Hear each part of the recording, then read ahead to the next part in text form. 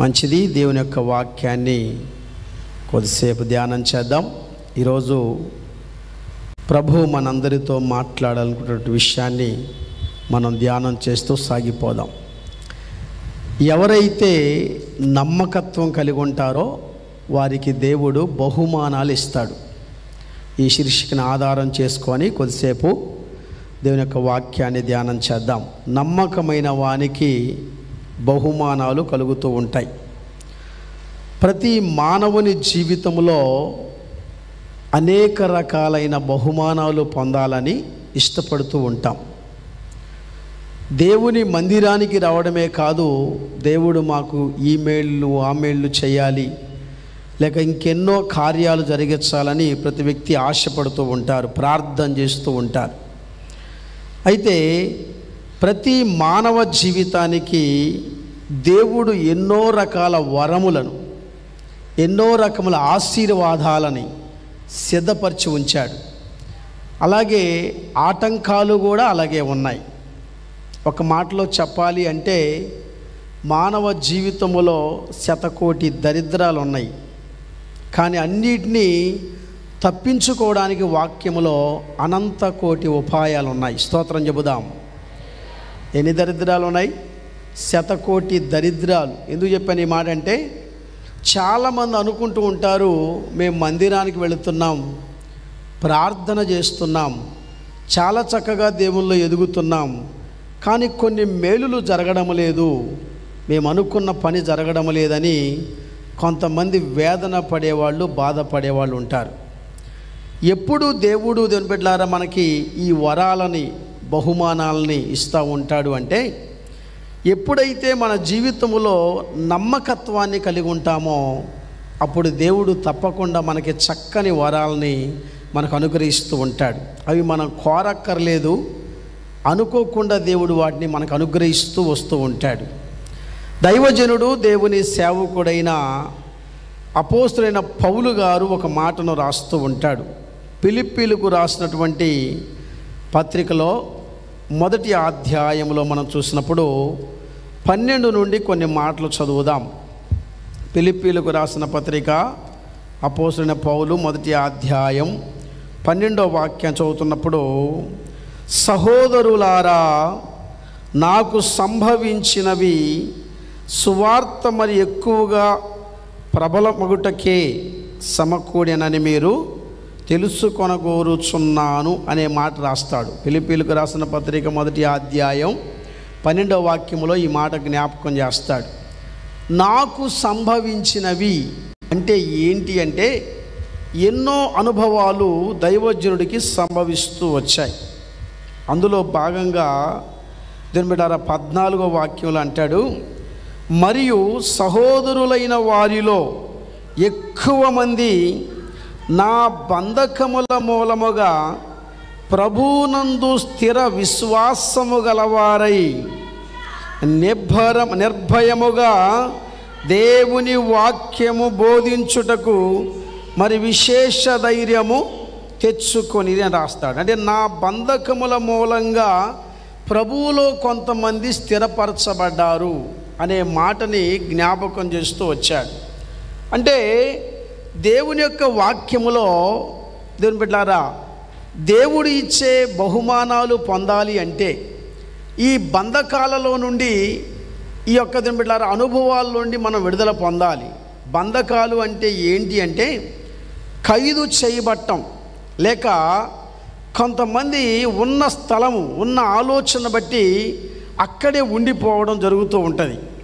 మనం ఏం చేయబడాలి అంటే, పౌలు యొక్క ఉద్దేశం అంటాడు, నేను నా బంధకాల నుండి విమోచన పొందాను, అంత మాత్రమే కాదు, మరికొంతమంది విమోచింపబడటానికి నేను కారకున్నయ్యాను. కాబట్టి మీరు కూడా ఇలాంటి బంధకాలలో, ఇలాంటి అనుభవాల్లో మీరుంటే విడుదల పొందాలి అనే మాటని జ్ఞాపకం చేస్తూ వస్తూ ఉంటాడు. మన దేవుడు దేవుని బిడ్డలారా మనలందరినీ కూడా విమోచించడానికి, లేక విడుదల చేయడానికే ఈ లోకానికి దిగి వచ్చిన దేవుడు మన దేవుడు. ఎప్పుడు పొందుతాం విడుదల, విమోచన అంటే, పౌలు గారే రోమాపత్రిక మొదటి అధ్యాయములో, రోమీలకు రాసిన పత్రిక మొదటి అధ్యాయం మనం జ్ఞాపకం చేసుకున్నప్పుడు 5వ వాక్యంలో ఒక మాట జ్ఞాపకం చేస్తాడు. 7వ వచనమంతా చూపిస్తూ ఉంటాడు. అందులో ఒక మాట మనకి ఏం కనబడుతూ ఉంటుందంటే, మరి ఎవరైనా సరే విశ్వాసము ద్వారా అనే మాటని జ్ఞాపకం చేస్తూ ఉంటాడు. అంటే చదవండి. విశ్వాసమునకు విధేయులగునట్లు ఈయన ద్వారా కృపను అపోస్తలత్వమును పొందితిమి.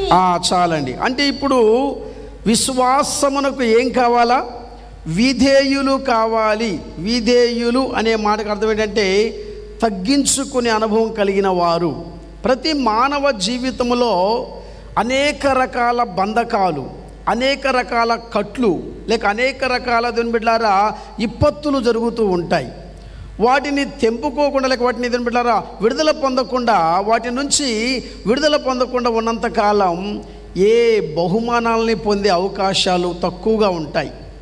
కానీ ఎప్పుడైతే వాటిని మనం మరి విడుదల చేసుకుంటామో, లేకపోతే విమోచింపబడతామో, అప్పుడు దేవుడు గొప్ప కార్యాలు చేస్తాడు. ఉదాహరణగా మనం జ్ఞాపకం చేసుకున్నప్పుడు బిడ్డలారా ఎలాంటి విశ్వాసం కావాలి మనకంటే విమోచింపబడే విశ్వాసం కావాలి. ఈరోజు చాలామంది దేవుని మందిరానికి వచ్చినాక విశ్వాసులు అనేటువంటిది బిడ్డ నామమును కలిగిన తర్వాత కూడా కొంతమంది ఆ విశ్వాసములో నుండి బిడ్డలారా తొలగిపోయే అనుభవాలు ఉంటాయి. విశ్వాసం అంటే నమ్మకం. విశ్వాసము ద్వారా ఒకటి బిడ్డలారా ఈ యొక్క బహుమానాలని పొందుకోవడానికి మన బంధకాల నుంచి విడుదలవుతాం. రెండవది ఏం చెప్పాడంటే విధేయత చూపించాలి. ఏం చూపించాలి? విధేయత అంటే తగ్గించుకునే అనుభవం కావాలి. మన ప్రభు అయిన యేసుక్రీస్తు వారు కూడా ఈ లోకములో ఉన్నప్పుడు ఆయన ఏమి నేర్చుకున్నాడు, మనకి ఏమి నేర్పాడు అంటే దేవుని వాక్యంలో రాస్తుంటాడు. దీని బిడ్డలారా హెబ్రీ పత్రిక 5వ అధ్యాయం 7-8 వాక్యాలు చదువుతున్నప్పుడు చూడండి. అపోస్తలుడైన పౌలు హెబ్రీ పత్రిక శరీరధారి అయ్యున్న దినములలో మహారోదనముతోను కన్నీళ్లతోను తన్ను మరణము నుండి రక్షింపగలవానికి ప్రార్థనలను యాచనలను సమర్పించి అమ్మా భయభక్తులు కలిగి ఉన్నందున ఆయన అంగీకరింపబడెను. ఆయన కుమారుడయుండియు తాను పొందిన శ్రమల వలన ఏమి నేర్చుకున్నారంట? విధేయతను నేర్చుకొనెను. అంటే శరీరములో ఉన్నప్పుడు 2 విషయాలు జరిగించబడాలి. మొదటిది ఏమంటే విశ్వాసం.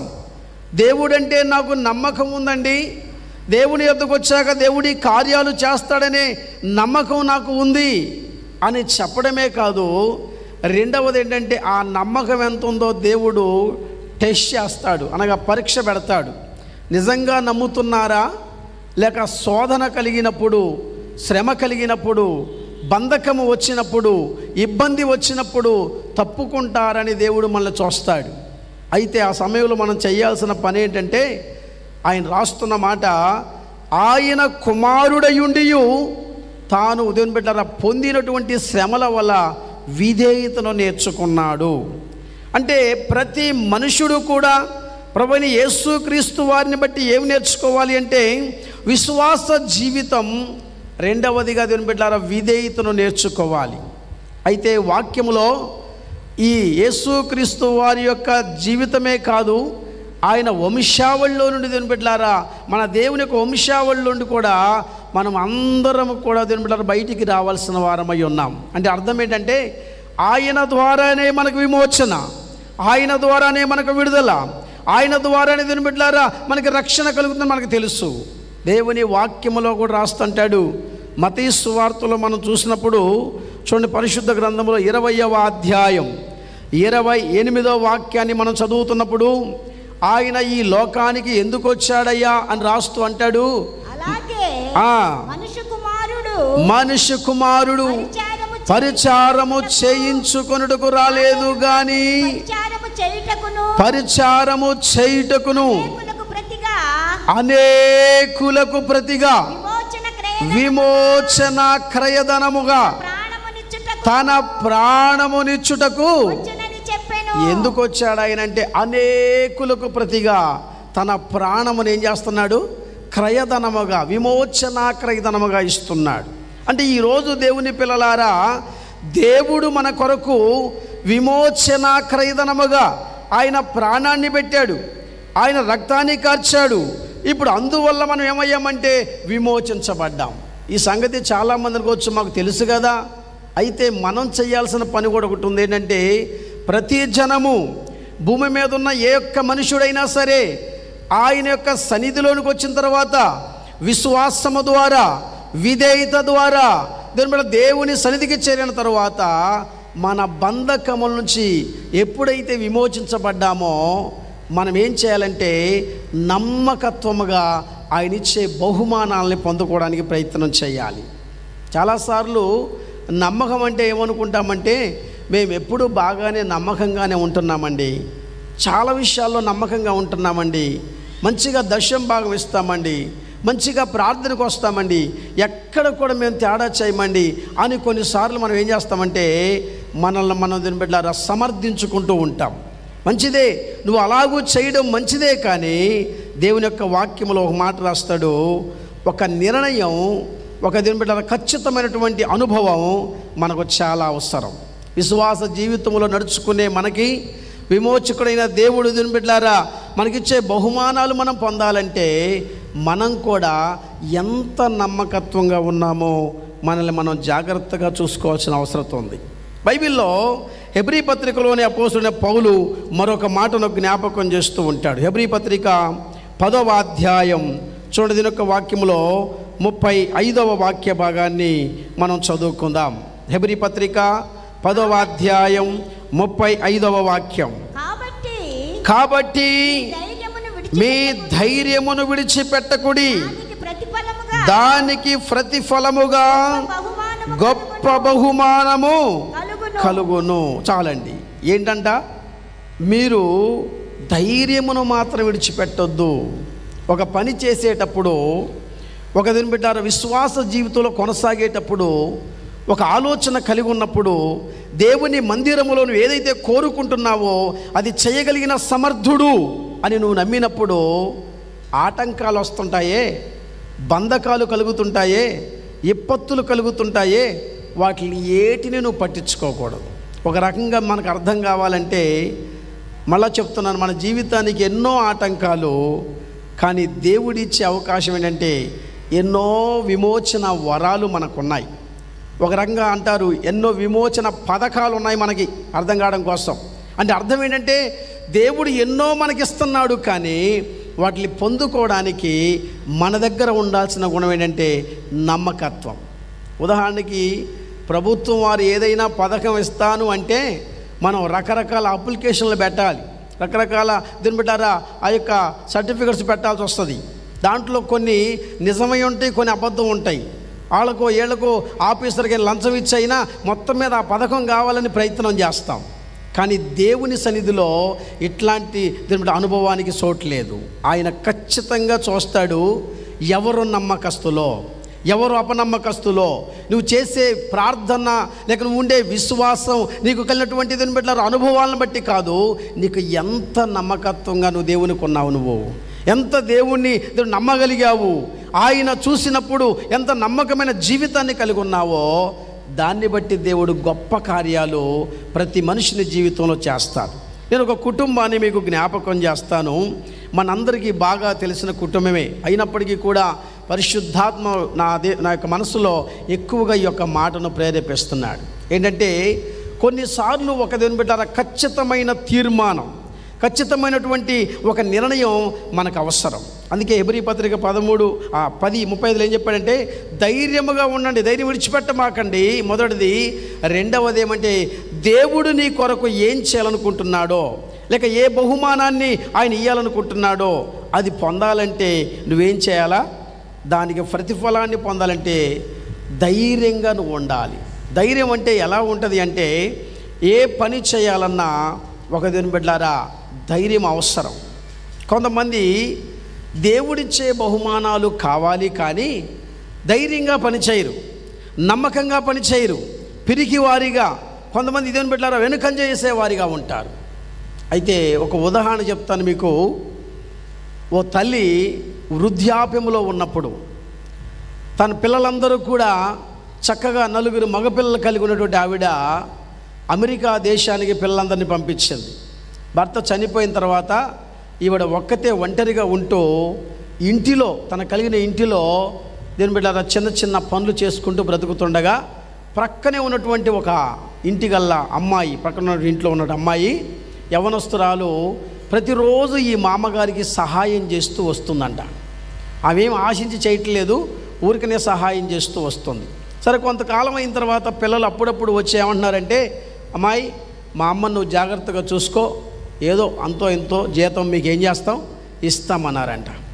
ఈ ప్రతిరోజు వచ్చి చేస్తున్నప్పుడు ఈ మామగారు ముసలావిడ ఏం చేసిందంటే, తను చెప్పిందంట ఈ పాపకి, అమ్మా ఏవి ఉన్నా లేకపోయినా నేను ఒక దేవుణ్ణి కలిగి ఉన్నాను, నమ్మకమైన వారికి ఆయన బహుమానాలు బాగా ఇస్తాడు. కాబట్టి ఇదిగో నా తలాపు నీ గోడ మీద ఒక సిలువ ఉందే, ఆ సిలువను మాత్రం ఎప్పుడు చూస్తా, ప్రార్థన చేసుకోమ్మా, దేవుడు నీకు కూడా ఏం చేస్తాడు, గొప్ప బహుమానం ఇస్తాడు అని చెప్పిందంట.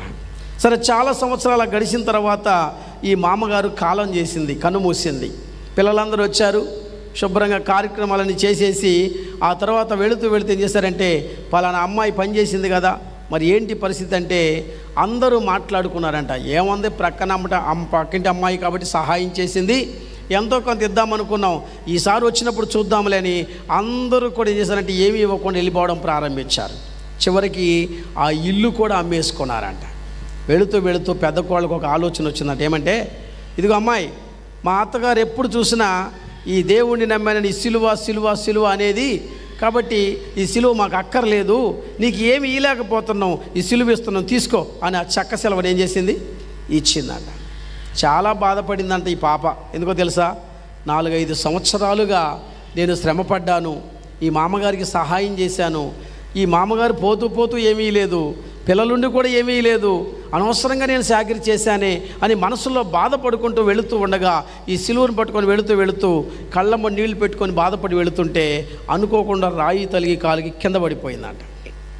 వెంటనే ఆ చెక్క సిలువ కొంచెం అట్లా చిట్లిపోయిందంట. అందులో ఏదో మెరుస్తున్నట్టుగా కనబడింది. ఒక సీటీ రాసుంది. దేవుని బిడ్డలారా, బంగారపు వస్తువులన్నీ అందులోనే ఉన్నాయంట. స్తోత్రం చెబుదాం. ఏం సీటీ రాసిందంటే, నా అవసాన దశలో ఎవరైతే నాకు చూస్తారో లేక నన్ను చూస్తారో వారికి ఈ బహుమానం ఇద్దామనుకున్నాను అని ఆ మామగారు రాసినట్టుగా లెటర్ పెట్టి ఆ సిలువలో పెట్టిందంట. ఇప్పుడు తగిన బహుమానం వచ్చిందా రాలేదా? ఎందుకని, నమ్మకంగా పనిచేసే వాళ్ళకి ఏదో ఒకరోజు ఖచ్చితమైన బహుమానాన్ని దేవుడు ఇస్తాడు.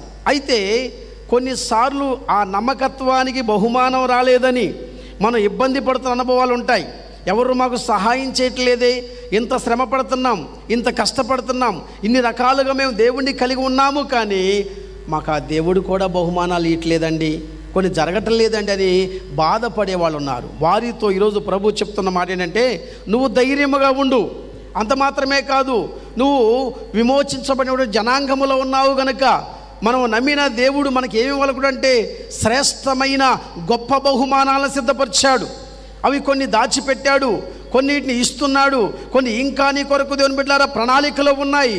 అవన్నీ పొందాలంటే ఫస్ట్ ఆఫ్ ఆల్ నువ్వు చేయాల్సిన పని ఏంటంటే ఒక ఖచ్చితమైన నిర్ణయాన్ని, ఒక తీర్మానాన్ని తీసుకోవాలి. అది బైబిల్ ప్రకారం చెప్తున్న వాక్యం ఏంటంటే, ఆ రాజులు కాలం రాకముందు ఇశ్రాయేలు ప్రజల్ని న్యాయాధిపతులు పరిపాలిస్తున్న రోజులవి. న్యాయాధిపతులు దరిదాపు 350 సంవత్సరాలు పరిపాలన చేశారు. ఆ సమయంలో ఇశ్రాయేలు ప్రజలు ఎలా ఉన్నారంటే ఎవరికి ఇష్టం వచ్చినట్లుగా వాళ్ళు జీవిస్తూ ఉన్నారు. సంఘంలో కొన్నిసార్లు దేవుని బిడ్డలారా పెద్ద దైవజనుడు లేకపోతే, లేకపోతే కాపరిగా ఉన్నటువంటి అయ్యగారు కొంచెం ఊరెళితే కొద్ది రోజులు రాడని తెలిస్తే సంఘంలో ఉన్న వాళ్ళు కూడా ఏం చేస్తారంటే ఎవరికి ఇష్టం వచ్చినట్టుగా వాళ్ళు జీవిస్తూ ఉంటారు. అదే సేమ్ టైం అలాగే నాయకుడైన మోషే, నాయకుడైన యెహోషువ ఈ లోకయాత్రను ముగించుకొని పోయిన తర్వాత ప్రజలు ఎలా ఉన్నారంటే ఎవరికి ఇష్టం వచ్చినట్లుగా వాళ్ళు జీవిస్తున్నటువంటి కాలం అది. దేవుడు వాళ్ళకు ఒక పాఠం చెప్పాలని ఆయన ఏం చేశాడంటే కరువుని పంపించాడు. ఏం పంపించాడు? కరువుని పంపించాడు. ప్రస్తుతం దైవజనుడు లేకపోతే దేవుని యొక్క సన్నిధిలో కాపురి లేకపోతే ఏం కరువు ఉంటుందంటే వాక్యము కరువుగా ఉంటుంది. నేనంటాను దేవుని బిడ్డలారా, వాక్యమే దేవుడే వాక్యం. అయితే ఈ రోజుల్లో దేవుని బిడ్డలారా వాక్యము కరువేమీ లేదు. అనేక రీతులుగా ప్రభు నీతో మాట్లాడుతున్నాడు, అనేక సార్లు దర్శిస్తూ వస్తున్నాడు. కను గ్రహించే విషయాలు కొన్ని ఉన్నాయి. ఎప్పుడైతే కరువు వచ్చిందో బెత్లెహేము అనే ఊరిలో ఒక కుటుంబం ఉందంట.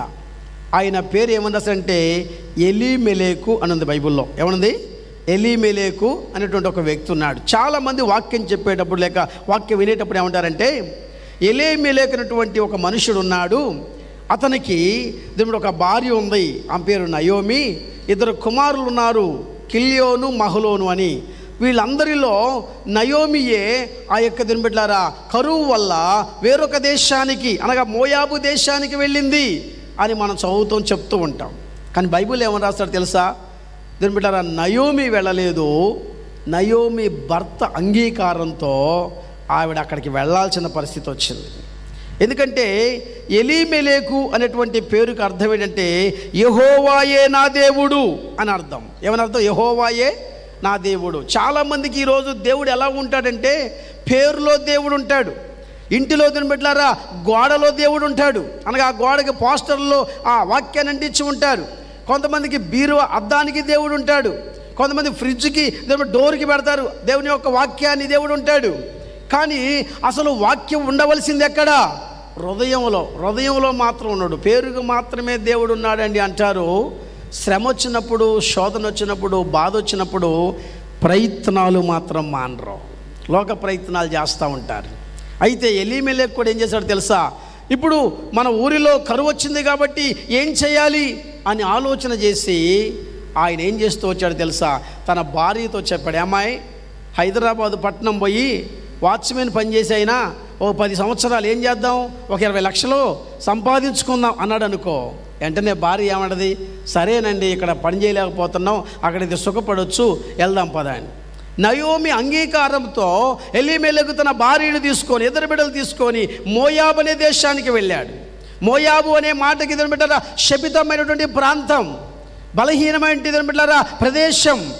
మరొక క్రైస్తవ కుటుంబం ఒక నిర్ణయం తీసుకునేటప్పుడు ఒక ఆలోచన చెయ్యాలి.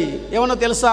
ఇది మంచిదా కాదా, ఇది దేవునికి ఇష్టమైందా కాదా, నేను చేసే పని దేవునికి నచ్చుతుందా లేదా అని ఆలోచన చేయకుండా మన నిర్ణయం అంతా తీసుకున్న తర్వాత, మన ఆలోచన అంతా వచ్చిన తర్వాత అప్పుడు దేవుని ముందు పెట్టామంటాం తెలుసా?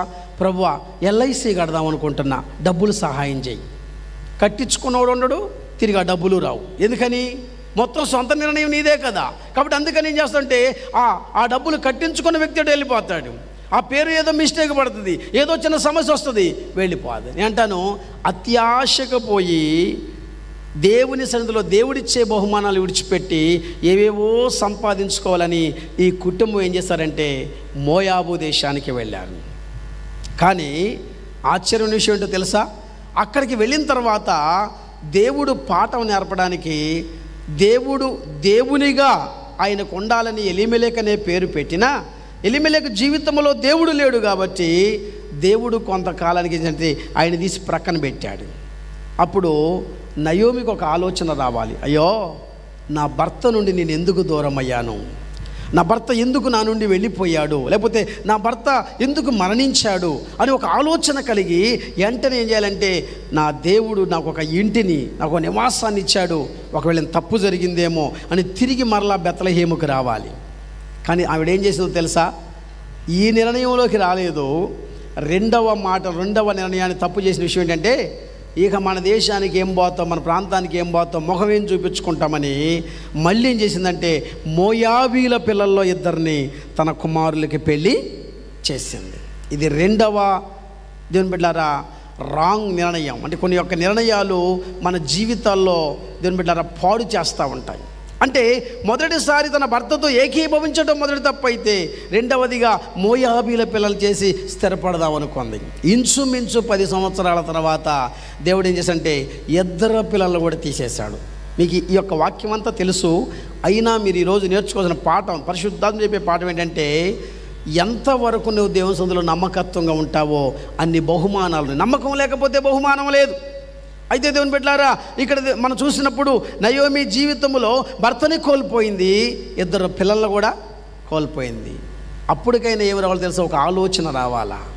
1 2 సార్లు జరిగిన తర్వాత కొంతమందికి లేటుగా అయినా ఆలోచనలు వస్తాయి.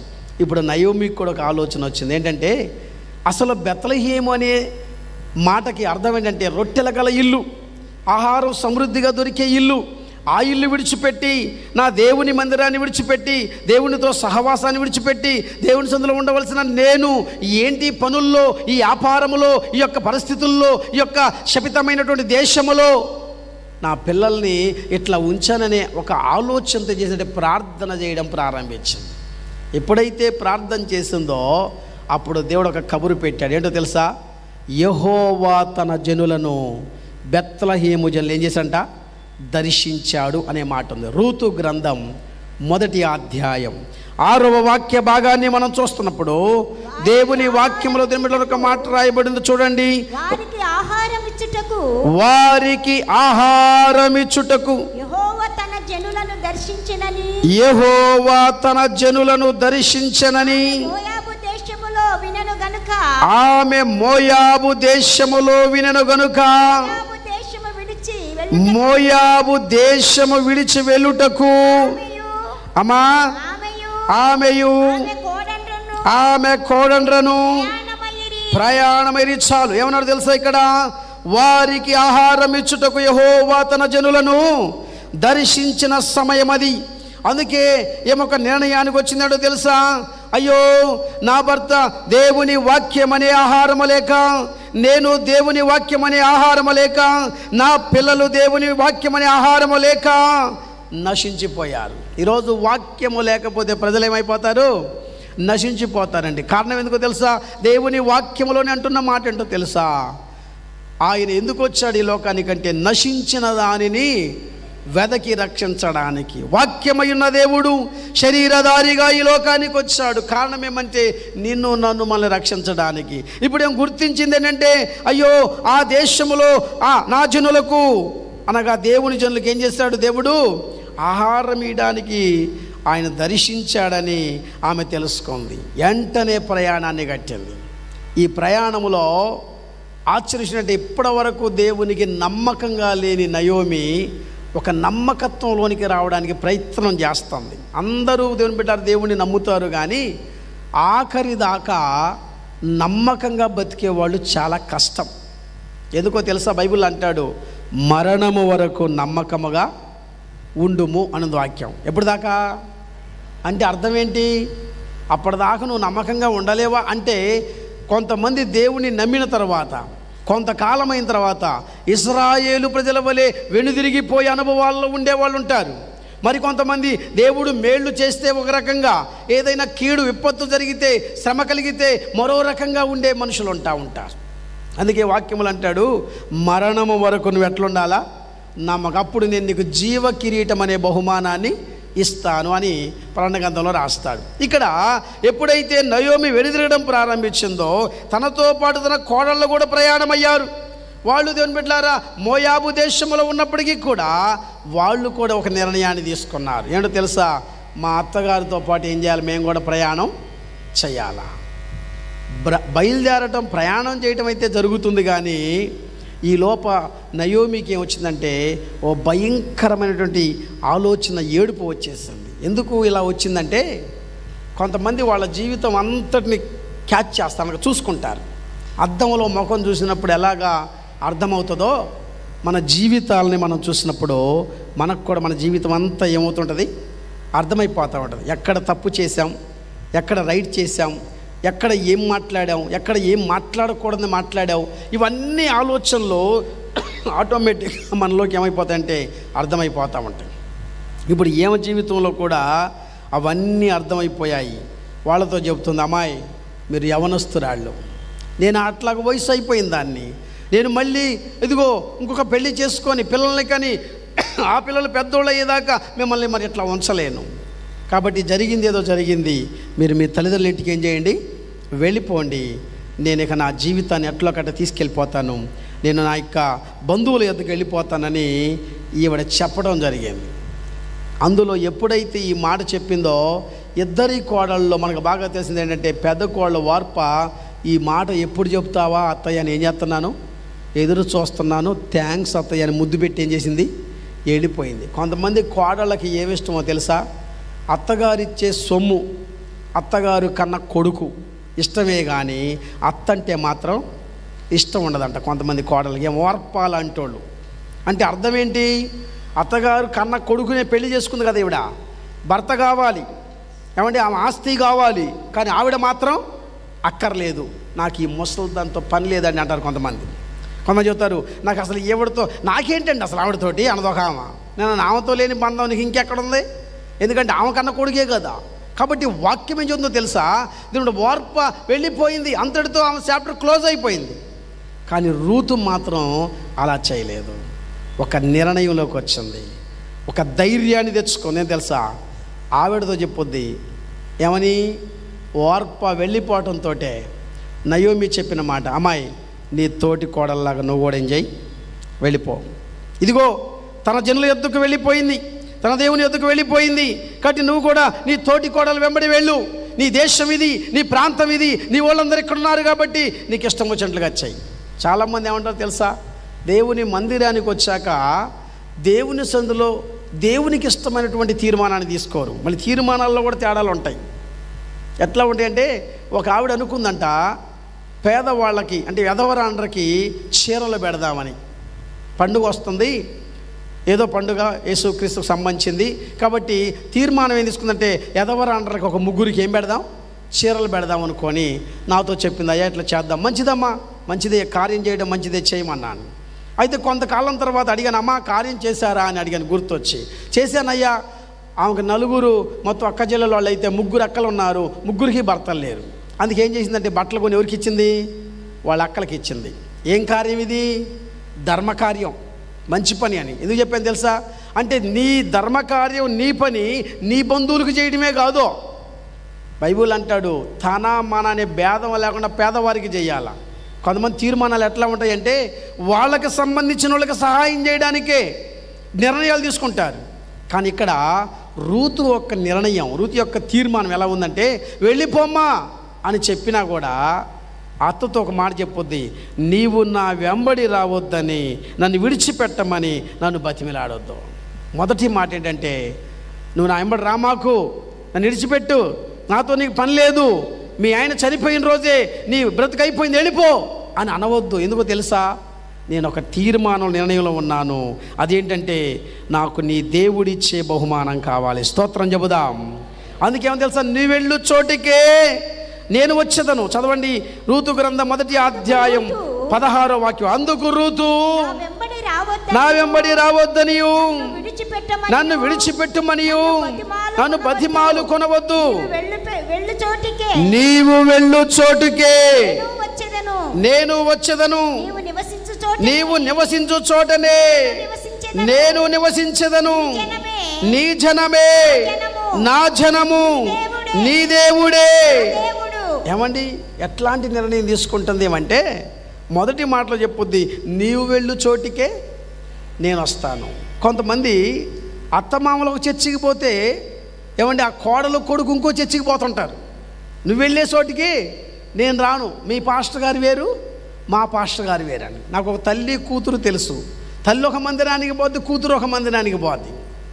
మధ్యలో వాళ్ళ ఆయన ఉన్నాడంటే కూతురు యొక్క మరి తండ్రి గారు, ఆ తల్లికి భర్త గారు, ఆయన మా చర్చికి వస్తాడు. ఒకరోజు కూటమి పెట్టాలంటే ముగ్గురు అయ్యగారులు పిలిపించారు. మరి ఎవరు మొదలు పెట్టాలో తెలియదు, అందరం కూర్చొని మెదలు కాకుండా కూర్చున్నాం. ఎవరికి పెత్తనం ఎత్తారో తెలియదు, ఎవరు మొదలు పెట్టాలో తెలియదు, ఎవరు ఏం చెప్పాలో తెలియదు. చాలాసేపు గడిచిన తర్వాత అడిగాను, ఏమ్మా ఊరికి కూర్చోవడమేనా, ఏమన్నా ప్రార్థన ఉందా అన్నాను. ఆవిడంది, అదే అయ్యగారు ఏం అర్థం కావట్లేదు మాకు అంది. కొద్ది రోజులు పోయిన తర్వాత మళ్ళీ ముగ్గురిని పిలిచారు, ఏదో కార్యక్రమం ఉందని. అప్పుడు తల్లి బిడ్డలు తండ్రి ముగ్గురు అరుచుకున్నారు తెలుసా, నువ్వు చేయబట్టే మీ పాస్టర్ గారిని పిలిచాను, నువ్వు చేయబట్టే మీ పాస్టర్ గారిని పిలిచాను, ముగ్గురు అనుకొని ముగ్గురు పాస్టర్లకు సందాలు వేయటం ఎంత ఇబ్బంది అవుతుందో తెలుసా అని ఆ గొడవ నా దాకా వచ్చింది. అప్పుడు అనుకున్నాను నేను, అసలు ఇదేం మీ కుటుంబం నాకు అర్థం కాదు, ఉన్న ముగ్గురు కదా, 3 మందిరాలు ఎందుకు ఎంచుకున్నారు అంటే కొంతమందికి తెలియని వాళ్ళు ఉంటారు. అందుకే ఇక్కడ ఏమంటుంది, నువ్వు వెళ్ళు చోటికే నేను వస్తాను.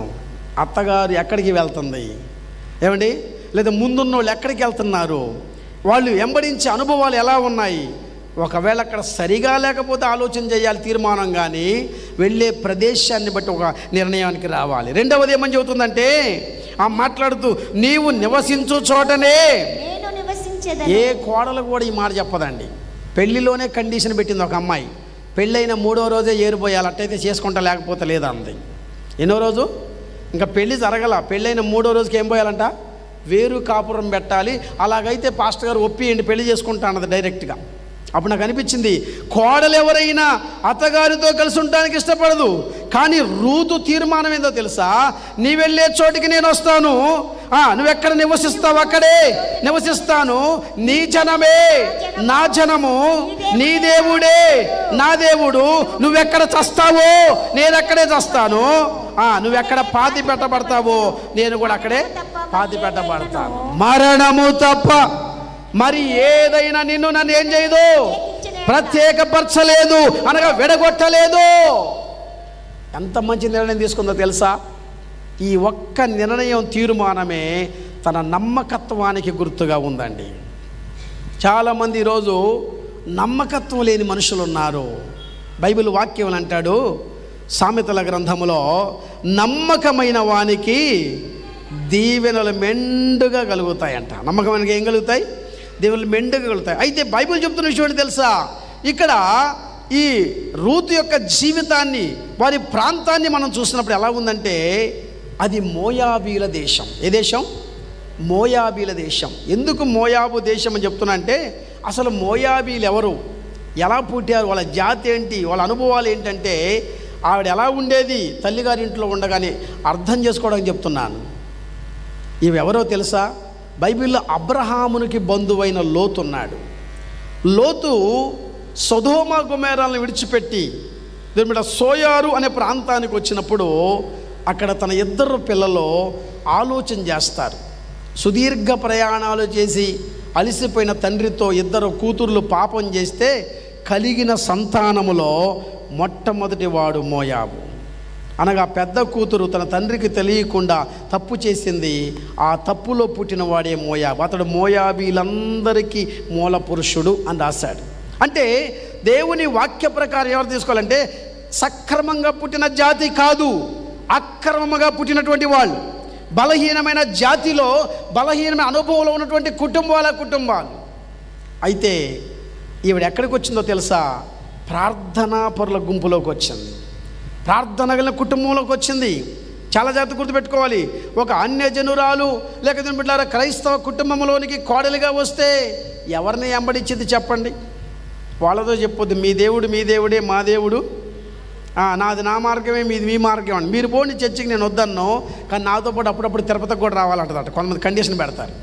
కానీ నేనంటాను దేవుని బిడ్డలారా, ఆశ్చర్య విషయం ఏంటంటే ఈమె అలాంటిది కాదు. తన కుటుంబం ఎలా ఉందంటే మోయాబు అనే దేశము బహు ఘోరమైన పాపము కలిగినది. అంత మాత్రమే కాదు, వాళ్ళకు ఒక దేవత ఉంది, కెమోషు అనేటువంటి దేవత, మోయాబీల దేవత.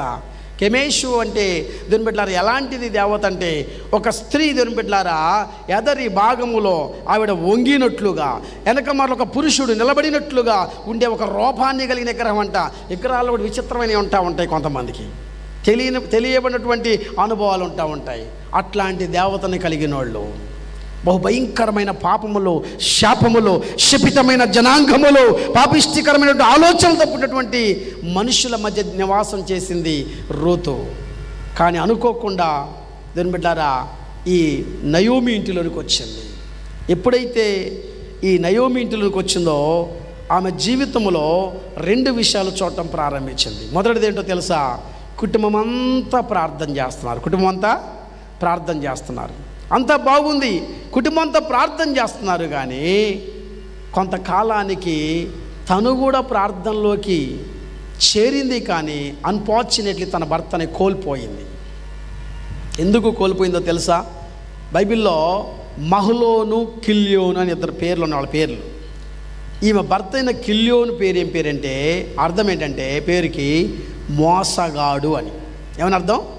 మోసగాడు అంటే కొన్నిసార్లు భార్య యథార్థంగా భక్తి చేస్తుంటే భర్త ఏం చేస్తాడంటే భార్యకి తెలియకుండా మోసం చేస్తుంటాడు, అతిక్రమం చేస్తుంటాడు. కొన్నిసార్లు భర్త న్యాయంగా ప్రార్థనకు వస్తూ ఉంటే భార్య ఏం చేస్తుందంటే నేను అక్కడికి వెళ్తున్నాను ఎక్కడికి వెళ్తున్నానని మోసం చేస్తూ ఉంటుంది. చిన్న చిన్న అనుభవాలు దీని బిడ్డలారా కుటుంబాల్లో ఉంటాయి.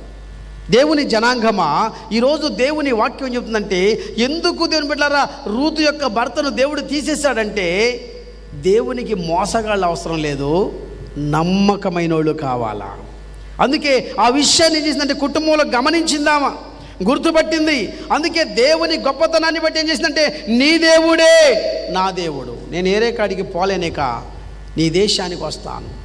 నువ్వు ఒక్కదానివే ప్రభువుని నమ్మేలా ఉంటే అసలు బెత్లెహేము ఊరు వాళ్ళందరూ ఎట్టున్నారో, అక్కడ ప్రార్థన చేసే గుంపు ఎట్లా ఉందో, మీ మందిరం ఎట్లా ఉందో, మీ ఆలోచనలు, మీ జనాంగం లెక్క ఆలోచనలు ఎలా ఉన్నాయో అవన్నీ నేర్చుకోవాలి, తెలుసుకోవాలన్న ఆశ, ఆకాంక్ష, ఒక తీర్మానం రూతుని బెత్లెహేముకి నడిపించింది. ఏమండి, నయోమికి రూతుకి ఒక 3 విషయాలు తేడా ఉన్నాయి. మొదటిది ఏమంటే చనిపోయిన భర్తను బట్టి నయోమి దేవుని మీద బాధపడింది, కానీ చనిపోయిన భర్తను బట్టి రూతు ఒక పాఠాన్ని నేర్చుకుంది. దీనికి చాలా వ్యత్యాసం ఉందండి. కొంతమంది దేవుణ్ణి నమ్మాం, ఎప్పుడో తెలుసా, నేను ఒక ఆయన కొరకు ప్రార్థన చేశాను, ఆఖరి దశలో ఉన్నాడు, 8 రకాల జబ్బులు వచ్చాయి. ఆయనకి ఎట్లాంటి పరిస్థితి అంటే డాక్టర్ గారు ఇంజెక్షన్ వేయడానికి శరీరం లేదు, ఎముకలకు అంటుకొని పోయింది, ఎక్కడ సూది గుచ్చడానికి అవకాశమే లేదన్నమాట. తలలో ఉన్న కళ్ళతో సహా ఎనిక్కిపోయి ఈ యొక్క తల మాత్రం అస్థిపంజరంలాగా తయారైపోయింది మొత్తం కూడా. అట్లాంటి ఆయనకి ప్రార్థన చేయడానికి పిలిపించారు ఒకసారి. తల్లిదండ్రులు ముసలివాళ్ళు, యవనస్తుడు, అనేక రకాల పాపశాపాల్లో ఆయన మునిగిపోయి జబ్బు తెచ్చుకొని ఆఖరికి ఇంట్లో ఒకడే కొడుకు, కోట్ల రూపాయల ఆస్తి ఉంది, ప్రయోజనం లేనటువంటి తల్లిదండ్రులు ఏం చేశారంటే ఆఖరి ప్రయత్నంగా అయ్యా పాస్టర్ గారు ప్రార్థన చేయండి, వీడు బతికితే దేవుడి కోసం ఒక మందిరం అన్న కట్టిస్తాం, ఒక కార్యం అన్న చేస్తాం, ఇలా చేస్తాం అలా చేస్తామని పిలిపించారు. ప్రార్థన చేసిన మరుసటికి దేవుడు నాకు 2వ రోజుకి ఏం చూపించాడంటే ఒక మంచి చెట్టు, పెద్ద చెట్టు, పచ్చని చెట్టు ఏళ్లతో సహా పెకిలింపబడి పడిపోయింది, ఎండిపోయింది. వెంటనే చేసామంటే ఇక అతడు బతికే ఛాన్సు లేదు అని అర్థమైపోయింది నాకు. కానీ తల్లిదండ్రులు అన్నారయ్యా వీడు ఇది చేస్తే అది చేస్తే బాగుపడితే, ఎన్నో ఆశలు ఉంటాయి కొంతమందికి. ఆశ మంచిదే కానీ తీర్మానం లేని ఆశలు, నమ్మకత్వం లేని మాటలు వ్యర్థమండి. అవి ఒకవేళ మనుషులు నమ్ముతారేమో కానీ దేవుడు నమ్మే దేవుడు కాదు. ఎందుకంటే నీ నమ్మకత్వం దేవుడికి కావాలి. ప్రార్థన చేసాక చనిపోతే ఏమని చెప్పారు తెలుసా, అట్టున్నా ఉండేదే, అయ్యగారు వచ్చి ప్రార్థన చేశాడు, మా వాడు తెల్లారే చచ్చిపోయాడని నిందేశారు. నేనంటాను దీని బిడ్డలారా, ప్రార్థన చేస్తే ఎవరు చచ్చిపోరు, ప్రార్థన చేస్తే బ్రతుకుతారు. కానీ దేవుని చిత్తం ఏంటంటే ఆయన జీవితం అంతే, ఇక అట్లాగా పాడైపోయింది. ఇక్కడ తన భర్త చనిపోయిన తర్వాత రూతు కనిపెట్టిన విషయం ఏంటంటే అతడు మోసగాడు. తన తల్లి కూడా ఇదిగో దేశాన్ని విడిచిపెట్టి దేవుని సన్నిధికి దూరమైంది కాబట్టి ఈ పరిస్థితులు వచ్చాయి, కానీ దేవుడు నమ్మదగిన వాడు అని గుర్తుపట్టింది. ఆ కోడలతో నయోమి చెప్పిన మాట రూతు గ్రంథం 1వ అధ్యాయం దేవుని బిడ్డలారా 13వ వాక్యం చివరి భాగం చదవండి. నా కుమార్తెలారా అది కూడదు, యెహోవా నాకు విరోధి ఆయను అనే మాట చెప్పింది. రూతు గ్రంథం 1వ అధ్యాయం 13వ వాక్యం చివరి 2 లైన్లో యెహోవా నాకు విరోధి ఆయను, అది మిమ్మును నొప్పించినంత కంటే నన్ను మరి ఎక్కువగా నొప్పించిందని వారితో. నాకు చాలా నొప్పి బాధ కలిగింది అంటుంది. ఎందుకో తెలుసా, యెహోవా నాకేమయ్యాడు, విరోధమాయను. దేవుడు ఎప్పుడు విరోధమవుతాడో తెలుసా మనకి? బైబిల్లో యెహోషాపాత్ అనే రాజు ఉన్నాడు. ఆయన తన ఇయ్యంకుడైన అహాబుకి సహాయం చేయాలనుకున్నాడు. అహాబు దేవునికి శత్రువు. అహాబు ఎవరికి శత్రువు? దేవునికి శత్రువు. యెహోషాపాతు దేవునికి మిత్రుడు. బట్ అయితే దేవునికి మిత్రులైన వారు, ఇష్టమైన వారు దేవుని శత్రువులకు సహాయం చేస్తే మనం కూడా దేవుడికి శత్రువులు అయిపోతామంట. దినవృత్తాంతముల 2వ గ్రంథం 19వ అధ్యాయం 2వ వాక్య భాగాన్ని మనం చదువుతున్నప్పుడు ఆ మాటలే జ్ఞాపకం చేస్తాడు. దినవృత్తాంతముల 2వ గ్రంథం 19వ అధ్యాయం 2వ వాక్య భాగాన్ని చదవండి.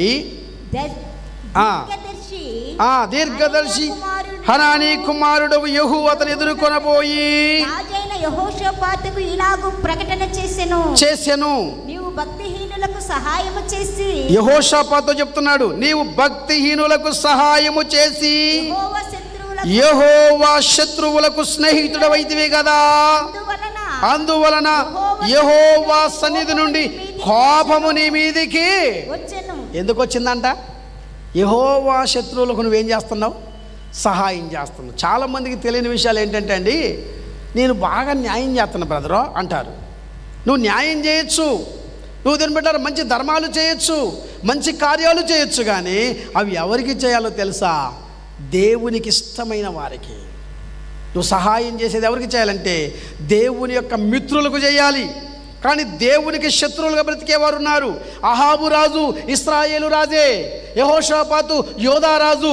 ఇద్దరు పిల్లల్ని ఇచ్చుకోవడం వల్ల, పిల్లల్ని ఇచ్చి పెళ్లి చేయడం వల్ల ఇయంకులుగా మారారు. అయితే నీ ఇయంకుడు ఎట్లాంటి గొప్పవాడైనా కావచ్చు, దేవునికి ఒకవేళ దేవుని బిడ్డలారా వ్యతిరేకమైన వ్యక్తి అయితే, దేవునికి శత్రువుగా బ్రతికితే అతనికి నువ్వు సహాయము చేయడం వల్ల, అట్లాంటి వారికి నువ్వు సహాయం చేయడం వల్ల దేవుని కోపం ఎవరి మీదకి వచ్చింది? నీ మీదకి వచ్చింది. మర్చిపోవద్దు.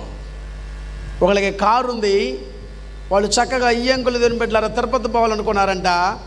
బావగారు మీ కారు ఏంటి, తిరుపతి పోదామన్నారు. బాగానే, మరి ఎందుకంటే పిల్లనిచ్చాడు కాబట్టి కారు ఇకపోతే ఏం బాగుంటుందని ఇచ్చాడు. తిరుపతి పోయారు కానీ తిరిగి రాలా, మధ్యలో యాక్సిడెంట్ అయింది. ఆ కారు పాడైపోయిన తర్వాత సాక్ష్యం చెప్పారు, దేవుడు స్తోత్రాలు, మీ అందరికీ నా వందనాలని మ్యాటర్ రాశారు. నేను అనుకున్నానప్పుడు అసలు సాక్ష్యం బుద్ధి ఏంటంటే, చెప్పాల్సిన మాట ఏంటంటే, నువ్వు ఎవరికి సహాయం చేయకూడదు, వాళ్ళకి చేయకూడదు. ఎందుకో తెలుసా? దేవుడు చెప్పాడు, యెహోషాపాతు అన్నాడు, నీవు భక్తిహీనులకు సహాయం చేస్తున్నావు.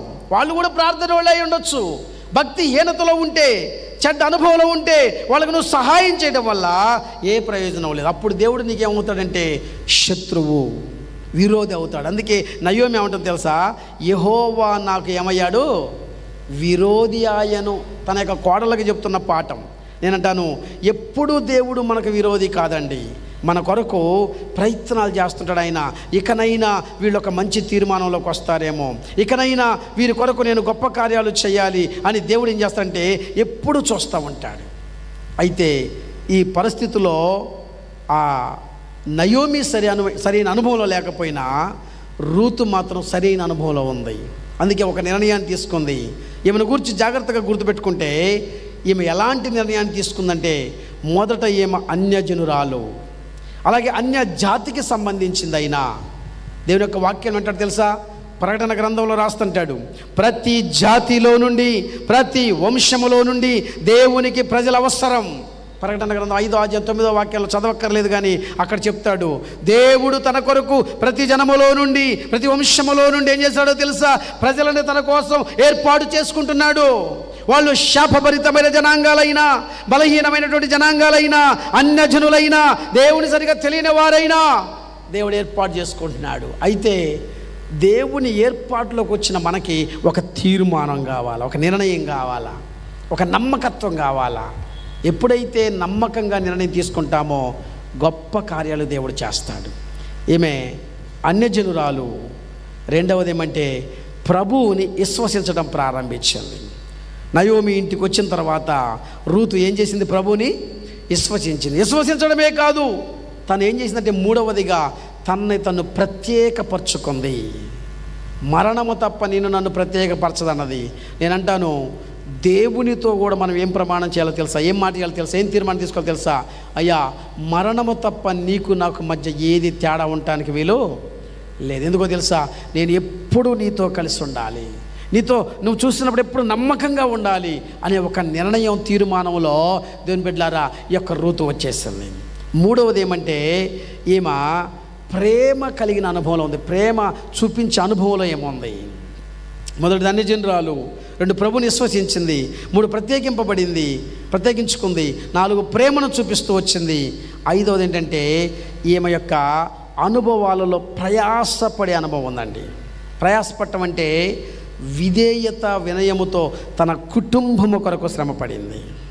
అంత మాత్రమే కాదు, ఈమె జీవితంలో దేవుడు ఎలాంటి కార్యాలు చేశాడంటే, ఒక రకంగా చెప్పాలంటే ఈ నయోమి రూతులిద్దరూ ఆ బెత్లెహేముకు చేరిన తర్వాత చాలామంది బంధువులు గుర్తుపట్టి అమ్మాయి నువ్వు నయోమి కదా అని ఆ పెద్ద ఆవిడని అడుగుతున్నప్పుడు ఆవిడ ఏమంటుంది తెలుసా? నా పేరు నయోమి కాదు, నన్ను అట్లా పిలవమాకండి. ఎందుకు? 2వ మాట చెప్పుద్ది. రూతు గ్రంథం 1వ అధ్యాయం 20వ వాక్యం. రూతు గ్రంథం ఆమె సర్వశక్తుడు నాకు చాలా దుఃఖము కలగజేసిన 19వ వాక్యం చదవండి. వారు బెత్లెహేమునకు వచ్చినప్పుడు ఆ ఊరి వారందరూ వారి యొద్దకు గుంపు కూడి వచ్చి ఈమె నయోమి కదా అని అనుకొనుచుండగా ఆమె అంటుంది, సర్వశక్తుడు నాకు చాలా దుఃఖము కలుగజేసెను గనుక నన్ను నయోమి అనక. ఇక్కడ 2వ మాట చెబుతుంది దేవుని గురించి. మొదట ఏం చెప్పిందంటే యెహోవా నాకేమయ్యాడు? విరోధి అయ్యాడు అని చెప్పింది తన కోడళ్ళకి. ఏమంటే ఇప్పుడు వచ్చిన బంధువులకి ఏం చెబుతుందో తెలుసా? సర్వశక్తుడు నాకు చాలా దుఃఖం కలగజేశాడు.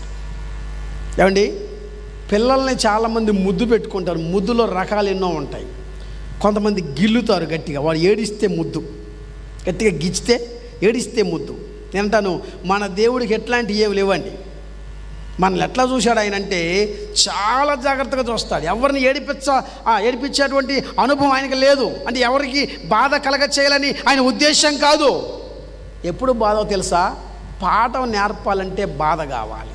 ఉదాహరణకి చిన్న బలహీనత ఏదైనా వచ్చింది, డాక్టర్ని పిలిపించావు. అసలే బాధ, అసలే బలహీనత అంటే డాక్టర్ గారు ఏం చేస్తాడు? కళ్ళ ముందు ఇంత పొడుగు సూది తీసి గుచ్చుతాడు. అబ్బో నాకు అసలే సూది అంటే భయం అండి అంటారు కొంతమంది. అంటే ఆ మాత్రం గుచ్చుకోకపోతే లోపల ఉన్నది బోదు. అట్లాగే ఆ సురుకు ఎందుకంటే దేవుడు కూడా దీని కావాలని బాధ పెట్టడు. ఒక్కోసారి ఆ బాధ పెడితే అట్ట కావాలండి, ఆ బాధ వస్తే కానీ ఆయనకి అసలు పాఠం ఏందో తెలుసుద్దండి అంటారు. అర్థమైందా?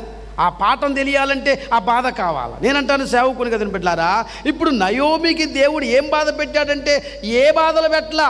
ఈవంతటి ఈవే వెళ్ళిపోయి భర్త చెప్పినట్టుని సొంత నిర్ణయాలు తీసుకొని దేవునికి వ్యతిరేకమైన పనులు చేసి అన్నింటినీ కోల్పోయింది. మళ్ళీ తిరిగి వచ్చి అంటుంది భక్తిపరురాల్లాగా, దేవుడు నాకేం చేశాడు? చాలా దుఃఖం కలగజేశాడు. బైబిల్ ఏమని తెలుసా? విలాప వాక్యముల గ్రంథం 3వ అధ్యాయం 23వ వాక్యం చదవండి. విలాప వాక్యముల గ్రంథం 3వ అధ్యాయం 23వ వాక్యం చదువుతున్నప్పుడు క్షమించండి 33వ వాక్యం 33వ వాక్యం. హృదయపూర్వకముగా 3:33 ఆయన నరులకు విచారమునైనను బాధనైనను కలగజేయడు. హృదయపూర్వకంగా ఆయన నరులకు విచారం కానీ బాధ కానీ కలగజేయడు. ఒకవేళ కలగజేస్తే ఎట్లుంటుంది? 31వ వాక్యం చదవండి. ప్రభు సర్వకాలము విడనాడాడు, ఆయన బాధ పెట్టినను తన కృపా సమృద్ధిని బట్టి జాలి పడతాడు అని రాశాడు. అసలు ముందు ఆయన హృదయపూర్వకంగా ఎవరిని ఏం చేయడంట?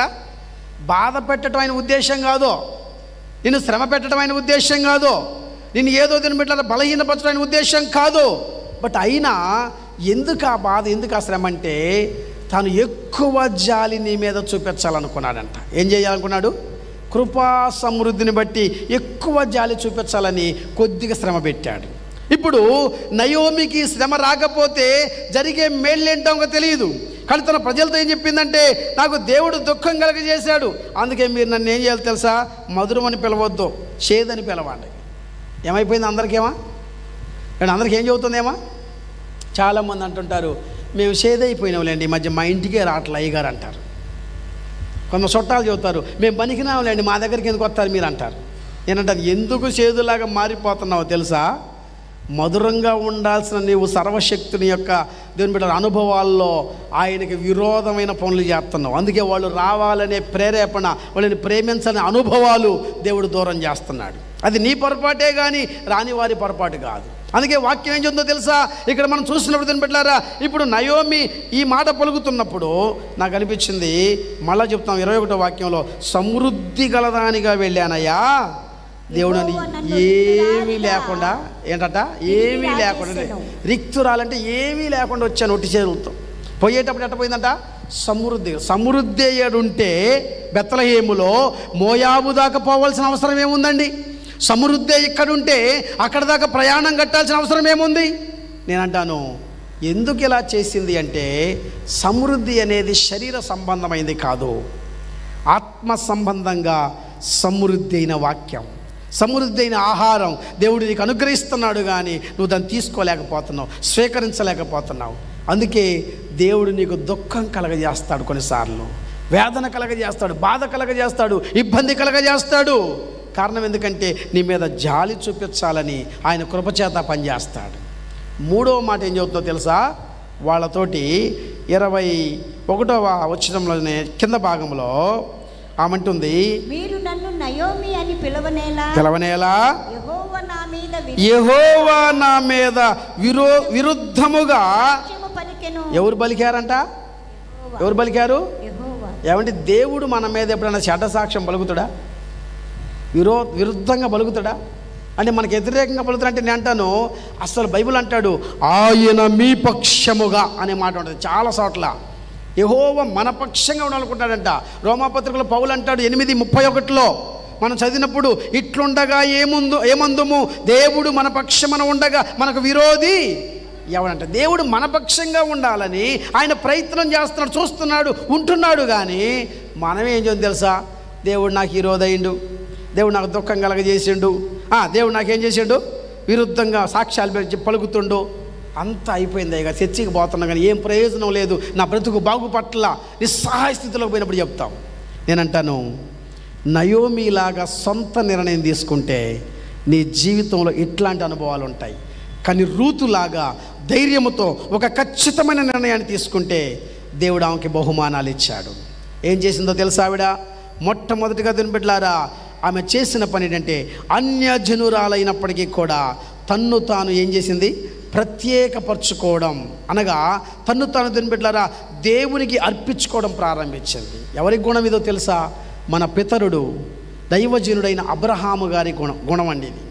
అబ్రహామును కూడా దేవుడు పిలిచినప్పుడు అన్యజాతిలో నుండి, నీ దేశము నుండి, నీ బంధువుల యొద్ద నుండి, నీ తండ్రి ఇంటి నుండి బయలుదేరి నేను నీకు చూపించే దేశానికి రా అన్నాడు దేవుడు. వచ్చాడా? రాలేదా? అబ్రహాములాగా రూతు కూడా ఏం చేసింది? ఒక నిర్ణయం తీసుకుంది. మరి నువ్వు ఇంకా నీ బంధువులతోనే ఉంటున్నావేమో, ఇంకా దేవునికి శత్రువులు కలిగినటువంటి వారితోనే సహవాసాలు చేస్తున్నావేమో, ఇంకా ఒకవేళ ఒక ఖచ్చితమైన నిర్ణయంలోకి రాకుండా ఇంకా దేవునికి ఆయాసకరమైన పనుల్లోనే ఉన్నావేమో. అందుకే నీకు రావాల్సిన బహుమానాలు దాచిపెట్టబడి ఆగిపోతూ ఉన్నాయి. ఈరోజు గుర్తుపెట్టుకోవాలి, దేవుని వాక్యం చెబుతున్న మాటలేంటి తెలుసా? నీకు బహుమానాలు కావాలంటే నీ నమ్మకత్వాన్ని అక్కడ చూస్తూ ఉంటాడు దేవుడు. ఎంత నమ్మకంగా ఉంటే అంత గొప్ప బహుమానం. స్తోత్రం చెబుదాం. బైబిల్ అంటాడు, మిక్కిలి కొంచెంలో నమ్మకంగా ఉండేవాడు పెద్ద వాటిని తీసుకుంటాడు. ఎట్లా ఇస్తాడు ఆయన దేవుడు మనకంటే? కొంచెం వాటిలో నమ్మకం. ఇప్పుడు ఏమో అన్యురాలే, కానీ తన జీవితాన్ని బట్టి ఆమె వ్యతిరేక్తంగా లేదు. నమ్మకంతో పనిచేస్తే దీవెనలు వస్తాయని దేవుని వాక్యములో సామెతల గ్రంథం 28:20 చెప్పినట్లుగా ఏమో బహుమానం కోసం చూస్తుంది. నేనంటాను, నమ్మకత్వం అంటే ఏంటో తెలుసా? కావాల్సిన దానికోసం చూడటమే కాదు, ఏమో ఆశ్చర్యమైనటువంటి పరిస్థితుల్లో ఉంది. దేవుడు ఏం కొరకు కొన్ని వరాలు దాచిపెట్టాడు. ఏమో నిర్ణయం ద్వారా జరిగిన విషయాలు అంటే బహుమానాలు ఏంటయ్యా అంటే, ఆమె జీవితంలో బిడ్డలారా ఫస్ట్ ఆఫ్ ఆల్ అందరినీ కోల్పోయి దిక్కులేనిదిగా ఉంది. తన దేశాన్ని, తన తల్లిదండ్రులు, తన బంధువులు అందరిని విడిచిపెట్టి అత్తగారితో వచ్చింది.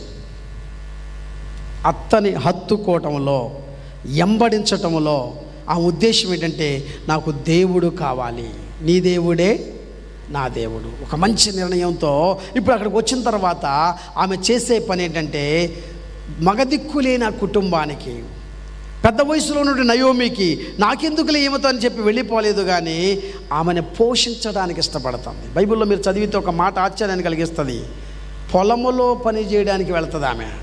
అడుగుతుంది, అమ్మా నాకు ఈ ఊరు కొత్త, ఈ దేశం కొత్త, కాబట్టి ఎక్కడికి వెళ్ళమంటావు? ఎవరు నన్ను ప్రేమగా చూస్తారు? ఎందుకంటే భర్త లేని స్త్రీని అందరూ కూడా అదో రకమైన చూపులో చూస్తారు, యవనస్తురాల్ని. కానీ తల్లిగా ఆ అత్తగారిని అడిగింది, ఎటు వెళ్ళమంటావు? ఈరోజు అత్తని అడిగి కోడలు పనిచేసే వాళ్ళు చాలా తక్కువ, సొంత నిర్ణయాలు తీసుకునే వాళ్ళు ఎక్కువ ఉంటారు. ఇక్కడ ఇది కూడా గమనించాలి. ఏంటంటే, అత్తయ్య ఏం కూర చేయమంటావు అని అడిగే వాళ్ళు తక్కువ, చేసి ఆడబెట్టా తింటే తిను లేకపోతే లేదు అనే కోడలే ఎక్కువ. ఎందుకని? సొంత నిర్ణయాలు. ఇప్పుడు ఇక్కడ ఈమె అలా చేయట్లేదు. ఏం చేస్తుంది తెలుసా? అతయ్య ఏం చేయమంటావు, ఎక్కడికి వెళ్ళమంటావు, ఎవరి పనికి వెళ్తే, ఎవరి పొలానికి వెళితే కటాక్షం కలుగుద్ది, ప్రేమ కలుగుద్ది, ఎవరన్నా మంచిగా చూసుకోగలుగుతారు.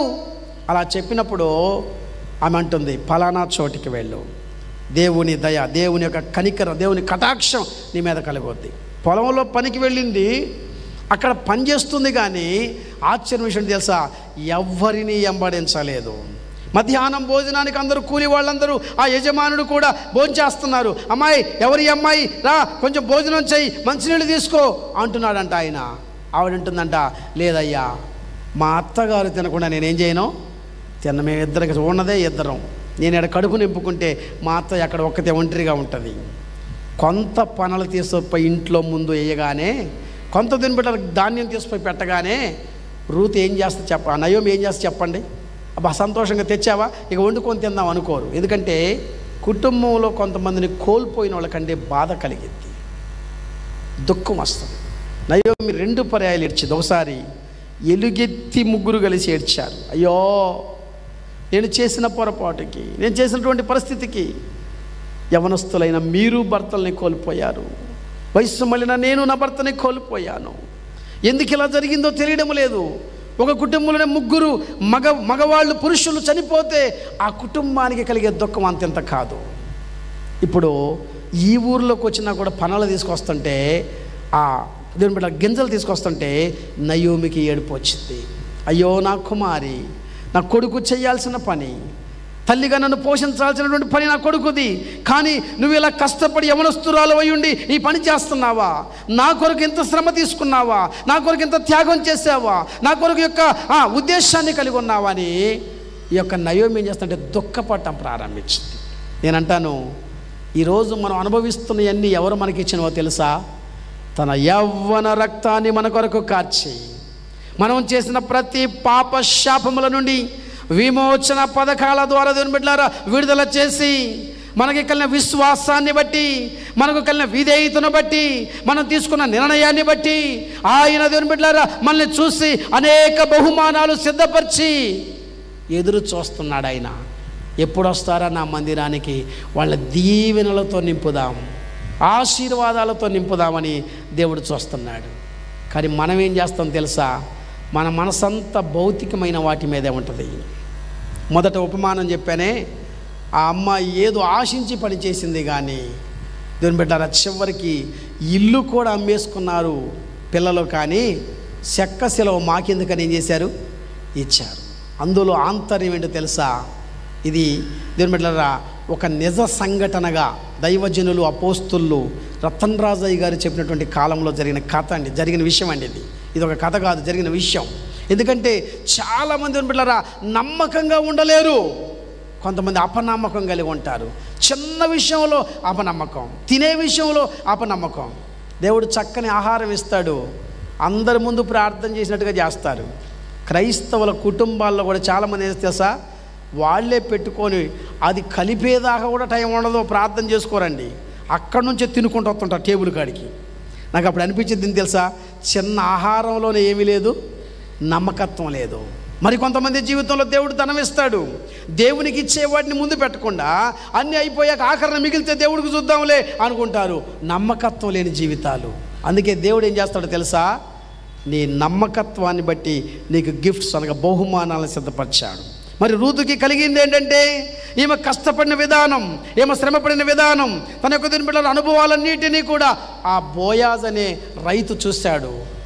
ఆయన బంధువు, ఆయన విడుదల చేశాడు, ఆయన దేవుని బిడ్డలారా ఈమెను విమోచించాడు. ఆ తర్వాత మళ్ళీ కొత్త జీవితాన్ని ఇవ్వడం కోసం పెద్దలందరితో మాట్లాడాడు, వివాహం చేసుకున్నాడు. చూడండి, బైబిల్లో మనం చూసినప్పుడు దేవుని బిడ్డలారా రూతు గ్రంథం 4వ అధ్యాయంలో మనం చూస్తే దేవుని యొక్క వాక్యం అంటాడు, 9వ వాక్యం, బోయాజు ఎలీమెలెకు కలిగిన యావత్తును, కిల్యోనుకు మహులోనుకు కలిగిన యావత్తును నయోమి చేత నుండి సంపాదించి తినని నేను అన్నందుకు మీరు ఈ దినమున సాక్షులై ఉన్నారు. మరియు చనిపోయిన వాని పేరట అతని స్వాస్థ్యమును స్థిరపరచున్నట్లు, చనిపోయిన వాని పేరు అతని సహోదరుల నుండి అతని స్థలము యొక్క ద్వారము నుండి కొట్టివేయబడక ఉండునట్లు నేను మహలోను భార్య అయిన రూతును మోయాబీరాలిని సంపాదించుకొని పెండ్లి చేసుకొనుచున్నాను. దీనికి మీరందరూ ఏమై ఉన్నారు? ఈరోజు సాక్షులు, పెద్దలు అయి ఉన్నారు. వాళ్ళందరూ అంటున్నారంట, నిజమేనయ్యా మేమే సాక్షులు. 11వ వాక్యం అంట, మేము సాక్షులము.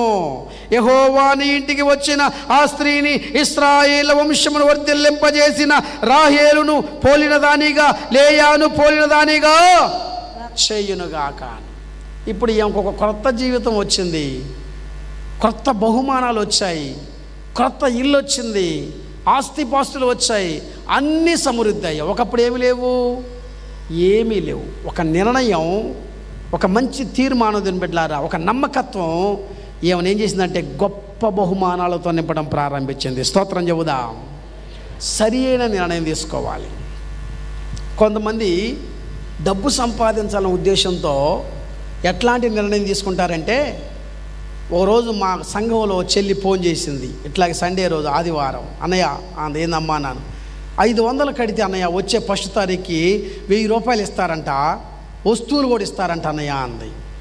నేను అన్నాను ఆమెతోటి, సరే చెల్లె నీకు నమ్మకం ఉంటే కట్టు, నాకైతే ఆయన ఇచ్చే 1000 రూపాయలు వద్దు, నేను 500 కట్టలేను అన్నాను. లేదన్నయ్య నీకోసం నేనే కడదాం అనుకుంటున్నాను అంది. వద్దమ్మా నా మాటిను, ఎందుకు చేస్తావు ఈ పని, ఆ 500 పెడితే దేవుని పని ఏదైనా జరుగుద్ది, కట్టవద్దంటే లేదు లేదన్నయ్య కడతానని ఆమె 50 కట్టేగాక ఆ బజార్లో ఉన్న 20 మందితో కట్టించింది. మొత్తం 500 కట్టించింది. అంతే. 1వ తారీఖు రానే వచ్చింది. ఒక నెంబర్ ఇచ్చిపోయాడు ఆయన. నెంబర్ చేసింది ఈ ఫోన్ స్విచ్ ఆఫ్ చేయబడి ఉంది, మీరెవరో మాకు తెలియదు. ఈ 20 మంది అదే ఆదివారం రోజు ఆమె మీదకి గొడవకు వచ్చారు. వాళ్ళు అన్ని జనులు. మళ్ళీ అందరిని తీసుకొని నా కాడికి వచ్చింది, అయ్యగారిని కూడా కట్టించింది అన్నట్టుగా. ఏమండి, ఇదిగో అయ్యగారిది కూడా నేనే కట్టాను, ఆయన పోతే ఏమైనా మాట్లాడుతున్నాడా, మీరేంటి ఎట్లా గొడవకు అన్నట్టుగా. నేను చెప్పాను, కట్టే రోజే చెప్పాను ఇలా ఎట్లాంటి వద్దు. డబ్బు సంపాదించడం కొంతమందికి ఆశ ఉంటుంది. 10,000 కడితే 20,000 వస్తాయి, 30,000 కడితే 60,000 వస్తాయి, పలానా పని చేసి 1,00,000 రూపాయలు ఎత్తి ఇంకో 1,00,000 వస్తాయి. నేను అంటాను, భౌతికంగా ఎప్పుడైతే నువ్వు ఆలోచన చేస్తావో అసలు వర్ధిల్లలేమండి. ఆధ్యాత్మిక చేయాల్సిన పని చేసా, నాకు ఈ లోకంలో ఏ ఉన్నా లేకపోయినా దేవుడా నువ్వు నాకుంటే చాలు, నీ దేవుడే నా దేవుడు, నువ్వు నాకు కావాలి, నువ్వు ఉంటే చాలు అనే ఒక నిర్ణయాన్ని తీసుకున్నప్పుడు ఇప్పుడు కోల్పోయినవన్నీ, పోగొట్టుకున్నవన్నీ తన నిర్ణయంతో మళ్ళీ తెచ్చుకుంది. అంత మాత్రమే కాదు, ఈమె తెచ్చుకోవడమే కాకుండా ఒక కుమారుణ్ణి కన్న తర్వాత తన కోడల గురించి అక్కడున్న స్త్రీలు చెప్తున్నారు. 4వ అధ్యాయం 14వ వాక్యం చదివితే ఒకసారి. అప్పుడు స్త్రీలు అంటున్నారు, ఈ దినమున నీకు బంధువుడు లేకుండా చేయని యెహోవా స్తుతి నొందునుగాక, ఆయన నామము ఇశ్రాయేలులో ప్రకటింపబడునుగాక. ఆగండి, ఏమన్నారంటే ఇక్కడ ఆయన నామం ఏం కావాలా? ప్రకటింపబడాలి, ఆయన నామం స్తుతింపబడాలి అంటున్నారు. ఇందాక అయ్యగారు వాక్యం చెప్తున్నప్పుడు కీర్తనలో మన అందరం ఏం చేయాలి? ఎక్కువ దేవుణ్ణి స్తుతించాలి, కీర్తించాలి చెప్తాను. నిజంగా అంటాను, ఎంత నువ్వు స్తుతిస్తావో అంత శక్తి నీకు కలుగుద్ది. స్తోత్రం చెబుదాం. ఊరకని హల్లెలూయా అని మనకు ఎంత శక్తి వస్తుంది, అర్థమైందా? 2 చేతులు పైకెత్తి హల్లెలూయా అనం అనుకో. చెప్పండి ఇప్పుడు ఒకసారి గట్టిగా, హల్లెలూయా హల్లెలూయా. పెద్దయ్య గారు ఒక మాట చెప్పాడు, ఏం తెలుసా? పెంతుకోస్తోళ్ళు స్తోత్రం చెబితే దారిన పోయేవాళ్ళైనా పక్కమ్మటి ఇంటోళ్ళైనా ఉలిక్కిపడి లేచి ఏం జరిగింది అనాలంట. అట్లాగ చెప్పాలి స్తోత్రం అంటే. ఇప్పుడు చెప్పే మనకాడే లేదు. హల్లెలూయా స్తోత్రం, నా వల్ల కాదయ్యా, నీకు స్తోత్రం నాకు ఆత్రం అనేవాళ్ళు కూడా ఉన్నారు. నేను అంటాను, ఇంత నీరసంగా కాదు, నీకు శక్తి రావాలంటే ఏం చేయాలో? స్తుతి చెల్లించాల. అక్కడున్న స్త్రీలందరూ చెప్తున్నట్టు నయోమితో, అమ్మాయి ఇదిగో ఈ దినమున నీకు బంధువు లేకుండా చేయని యెహోవా స్తుతి నొందునుగాక. ఎవరు లేరు, దిక్కు లేదు, మొక్కు లేదు, ఆయనకు విరోధయ్యాడు, ఆయన నాకు దుఃఖం కలగజేశాడు, ఆయన నా మీద అబద్ధంగా చెడ్డ మాటలు విరుద్ధంగా పలికాడు అన్నావే, ఇవన్నీ చెప్పింది నువ్వే. కానీ ఈరోజు దేవుడు నీ యొక్క కోడలి నిర్ణయం వల్ల, తన తీర్మానం వల్ల, తన నమ్మకత్వం వల్ల గొప్ప మేలు చేశాడు. ఆయన నామానికి ఏం కలుగునుగాక? మహిమ కలుగునుగాక. హల్లెలూయా. అంత మాత్రమే కాదు, 15 అంటాడు, నిన్ను ప్రేమించి 7 కుమారుల కంటే నీకు ఎక్కువగా ఉన్న నీ కోడలు. అక్కడ ఆగండి, ఎంతమంది కంటేనంట? 7 కొడుకులున్న ఈ అమ్మని అంత జాతారో సాదరో తెలియదంట. అంత బాగా దేవుని బిడ్డలు సాధింది తన కోడలు, అత్తగారిని. ఈరోజు దేవుని బిడ్డలారా, సొంత కొడుకులే తల్లిని ఏం చేయలేరు, చూడలేరండి. భోజనం పెట్టకి వెళ్ళగొట్టిన వాళ్ళు చాలామంది ఉన్నారు. అందుకే సామెత ఉంది, కన్న తల్లికి అన్నం పెట్టలేంట కానీ పిన్న తల్లికి అంట పండగకి చీర పెడతాడంట. అర్థమైందా?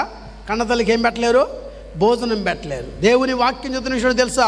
ఈరోజు దీని బిడ్డలారా, ఆమెతో చెబుతున్నారు, 7 కుమారుల కంటే ఎక్కువగా నిన్ను ప్రేమించింది నీ కోళ్ళలో.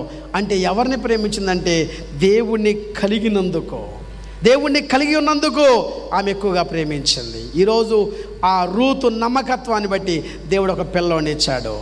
ఏమండి? కుమారుడిని ఇచ్చాడు. అంత మాత్రమే కాదు, ఆ నయోమి ఆ బిడ్డకి ఎట్లా ఉందంటే దాదీగా ఉండి, ఇదిగో దేవుని బిడ్డలారా, నయోమి కొరకు కొడుకు పుట్టిండని చెప్పుకున్నారంట. అందరు రూతు కోసం కాదు, ఎవరి కోసం?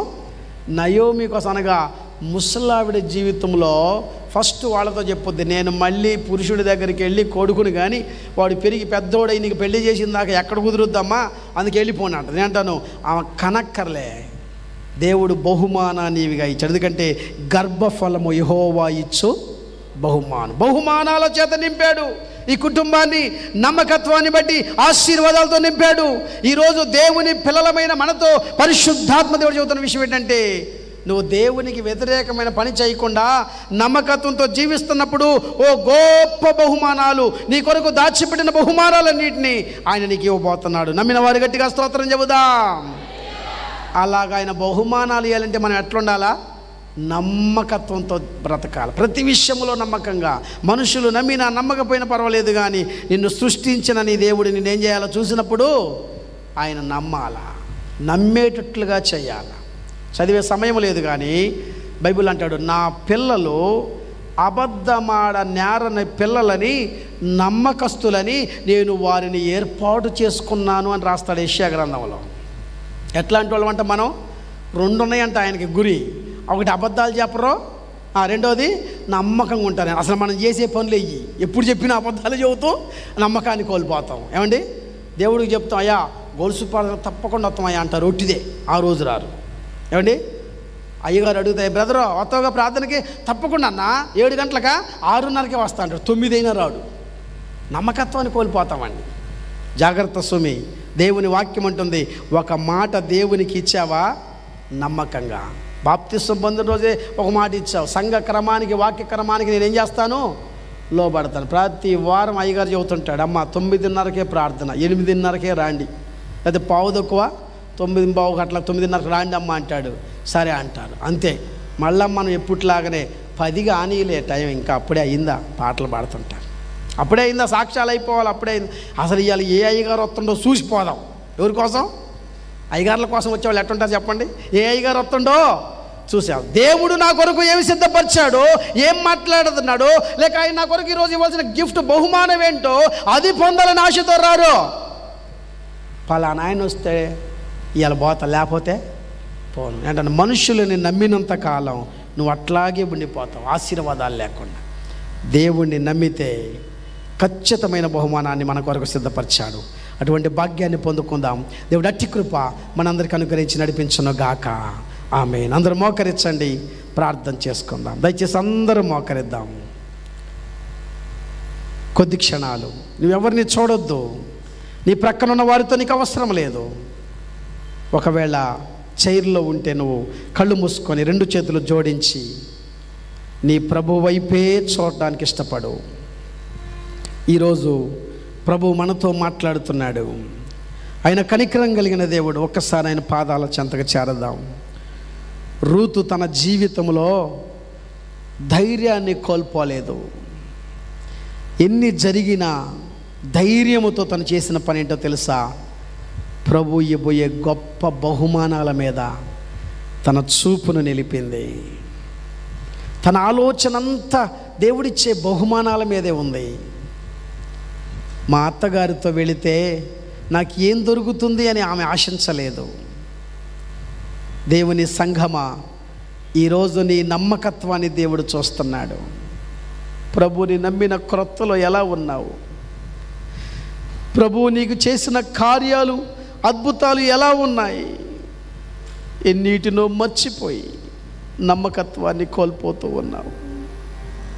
నీ కొరకు కొన్ని చేసిన దేవుణ్ణే ఆశ్చర్యంగా స్తుతిస్తున్నావు, మంచిదే. కానీ ఇంకా నీ కొరకు చేయబోయే బహుమానాలు, ఆశ్చర్య కార్యాలు ఎన్ని ఉన్నాయి, వాటిని గ్రహిస్తున్నావా?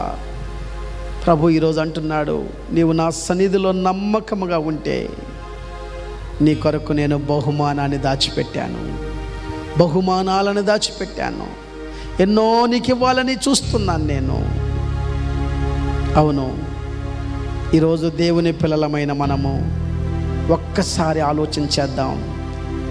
ఒకవేళ ఇంకా నువ్వు అనుకుంటున్నావేమో, నా కుటుంబంలో కొన్ని కార్యాలు జరగడం లేదు, కొన్ని బహుమానాలు జరగడం లేదు, ఇంకా దేవుడు నాకు ఒకవేళ గర్భఫలం ఇవ్వడం లేదు, దేవుడు ఇంకొకవేళ నా బాధను తీర్చడం లేదు, నాకు చాలా దుఃఖము కలుగజేస్తున్నాడు, నేను ప్రభుని నమ్మాను కానీ ఇంకా బలహీనతలోనే ఉన్నాను అనుకుంటున్నావేమో, ఈరోజు పరిశుద్ధాత్ముడు అంటున్నాడు, నీ ధైర్యమును విడిచిపెట్టవద్దు, నీ ధైర్యమును విడిచిపెట్టవద్దు. ఆయన నీ కొరకు సిద్ధపరిచిన ప్రతి బహుమానాన్ని పొందుకోవడానికి ఇష్టపడాలి. అయ్యా, రూతు వలె నేను ఒక నిర్ణయాన్ని తీసుకుంటాను, రూతు వలె ఒక తీర్మానాన్ని కలిగి ఉంటాను, రూతు వలె నా జీవితంలో ప్రభువా ఓ చక్కని ఆలోచనలోకి నేను వచ్చేటట్లుగా నన్ను స్థిరపరచు. ఒకప్పుడు నాయన నిన్ను ఎరగని జనాంగముగా, నీకు ఇష్టకరమైన మనుషులుగా బ్రతికావు, అన్యజనులుగా బ్రతికామయ్యా. అన్యజనుల్లో నుండి అయ్యా నువ్వు మమ్మల్ని ఎన్నిక చేసుకున్నావు. ఈరోజు నీకు నమ్మకంగా బ్రతుకుతున్నామని అతిశయపడటం కాదు, కానీ ఇంకా నమ్మకత్వంలో ఒకవేళ లోపాలుంటే తొలగించయ్యా. నమ్మకమైన పిల్లలుగా నీ సందులో ఎదిగే కృప మీరు మాకు ఇవ్వండి అయ్యా. మీరు మా కొరకు ఎన్నో సిద్ధము చేస్తున్నారు, కానీ వాటిని అందుకోలేక కొన్నిసార్లు నిస్సహాయ స్థితిలోకి వెళుతున్నాం. ఋతు అయ్యా పాపిష్టి జనాంగములో పుట్టినప్పటికీ కూడా, అనేక రకాల విగ్రహారాధనల భయంకరమైన పాపములో ఆ బిడ్డ జీవించినప్పటికీ కూడా, అయ్యా నయోమి ఇంటికి వచ్చిన తర్వాత ఒక చక్కని తీర్మానం తీసుకుంది. నీ సన్నిధికి వచ్చిన నేను నాయన ఈరోజు ఒక మంచి నిర్ణయంతో వెళ్ళే భాగ్యం, మంచి తీర్మానంతో వెళ్ళే కృప దయచేయండి అని ఒక మంచి ఆలోచన కలిగి ఉందాం. పరిశుద్ధాత్ముడు నీ హృదయాన్ని పరిశీలన చేస్తున్నాడు. నువ్వు ఆయన కొరకు ఏ మాట ఇచ్చావు, ఆయన కొరకు ఏం చేస్తానన్నావు, ఆయన కొరకు ఎలా జీవిస్తానన్నావు, కానీ ఎలా జీవిస్తున్నావు? ఇంకా ఒకవేళ ఆయనకు ఆయాసకరమైనవి ఉంటే నన్ను క్షమించయ్యా, నా బలహీనతలు క్షమించయ్యా అని మనసారా సందులో చేరదాం, ప్రార్థన చేసుకుందాం. మమ్మల్ని మిక్కిలిగా ప్రేమించిన మా ప్రియ పరలోకపు తండ్రి, మీ పరిశుద్ధ నామమును బట్టి స్తుతులు స్తోత్రాలు చెల్లించుకుంటున్నాము. ఈరోజు మీరు మాతో మాట్లాడిన ప్రతి మాట కొరకై వందనాలు. ఏ మాట నాయనా గాలికి చెదరగొట్టు పొట్టువలే కాక, ప్రతి మాట బలమైన విత్తనం వలె నాటబడి మహావృక్షం వలె ఎదిగి వృద్ధిని అభివృద్ధిని మహాభివృద్ధిని పొందే భాగ్యమును దయచేయండి అయ్యా. మేము నమ్మకమైన వారిగా నీ పనిలో ఉంటూ నీవిచ్చే బహుమానాలని ప్రభువా స్వీకరించగలిగే కృప అనుభవాన్ని మీరు మాకు దయచేయండి. చేరిన కుటుంబాల్లో ఏ కార్యాలైతే ఆగిపోయాయో, మీరిద్దామనుకున్న ఏ బహుమానమైతే ఆలస్యం అవుతుందో, అట్టి ప్రతి వరము బహుమానము ప్రతి ఆశ్చర్య కార్యములు వారి కుటుంబాల్లో లేక మా అందరి కుటుంబాల్లో జరగబడునుగాక. కృప చూపించండి అయ్యా. మీ నమ్మకత్వాన్ని బట్టి నేను కార్యాలు చేస్తానన్నావు. నమ్మకమైన వానికి మెండుగా దీవెనలు కలుగుతాయన్నావు. మీ సందులో నమ్మకత్వంతో జీవించే కృప దయచేస్తూ సమస్త ఘనత మహిమ ప్రభావములు మీరే పొందుకొని మీ సహాయం అనుగ్రహించమని నజరేయుడును మా కొరకు రక్తము కార్చిన యేసయ్య అతి పరిశుద్ధ నామములో ఈ మనవులు అడుగుచున్నాము తండ్రి. ఆమేన్.